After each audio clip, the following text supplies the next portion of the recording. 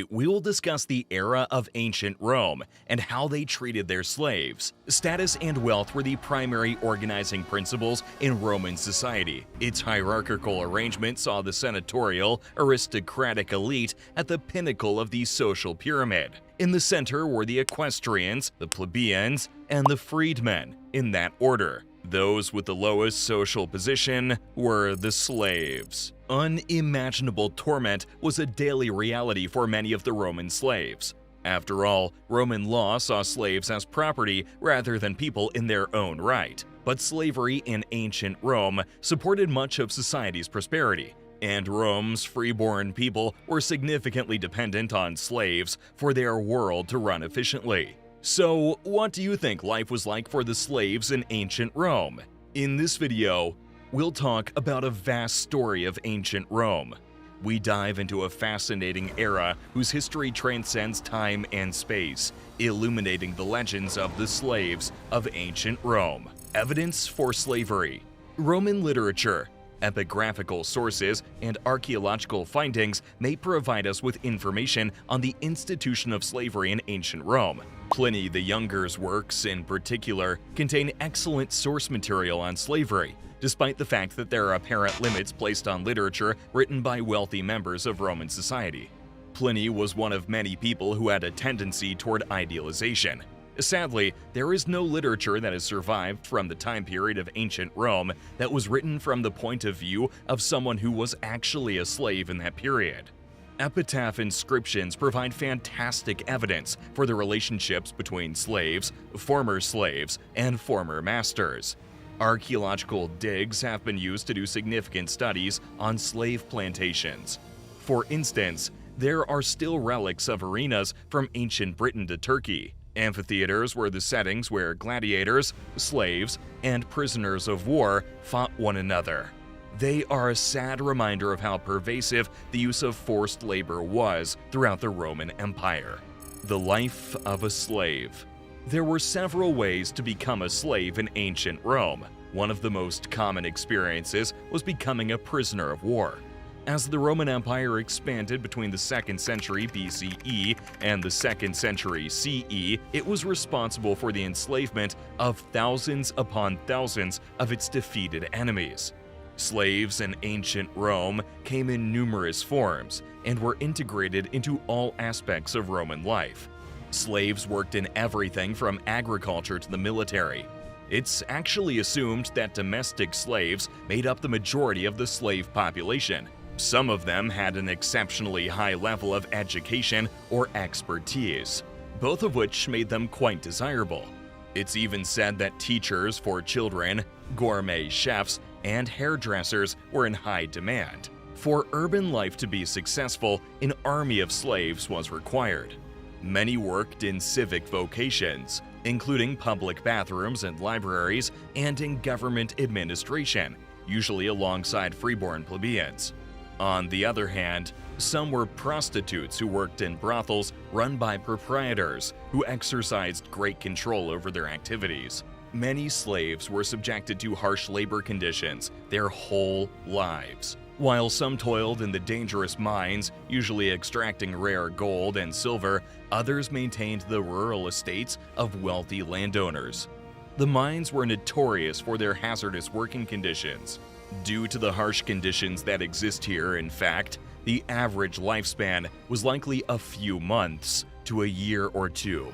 Slaves were often employed by Roman masters or mistresses as administrators, bailiffs, debt collectors, or captains of commerce ships, so that they could keep an eye on their business. One of the reasons the Romans employed slaves in these jobs was that, unlike citizens, they could punish slaves brutally if they were dishonest or incompetent. Another reason is that individuals in Roman society didn't want to give up their independence by going to work for someone else, since they valued their independence. There were several other responsibilities that a slave was permitted to carry out with a certain amount of autonomy. A talented Greek slave might easily find work in the medical or educational fields. The Greeks enjoyed an outstanding reputation in each of these capacities, and the Romans placed their whole trust in them. In addition to that, they could work as a painter, potter, or some other kind of craftsman.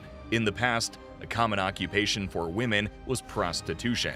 In the vast majority of cases, prostitutes were subjected to horrifying conditions. They started working in their teenage years and endured various verbal and physical abuses throughout their careers. It's possible that the majority of them had the delusion that one of the wealthy customers would fall in love with them and buy them their freedom. In the work of Petronius titled Satyricon, there is a character named Asilatus who makes the claim that he freed a female slave who had shared his bed to shield her from the advances of other guys. Even while it seems negative, there have been far worse jobs in the past. A lot of Roman slaves were considered to be the most miserable if they were forced to toil in the fields, mines, or quarries. Ergostulums were the traditional housing conditions for agricultural slaves. There, they were forced to sleep in chains while being nearly worn to death by their labor. Pliny the Elder took great pride in the fact that he did not restrain any of the roughly 4,000 agricultural slaves that he had. This provided a sufficient basis for the majority of slaves in agricultural fields to rise up and lead rebellions. The majority of Spartacus's army, which he led during the greatest slave revolt that ever occurred from 73 to 71 BC and took place in southern Italy, was made up of people who were held as agricultural slaves.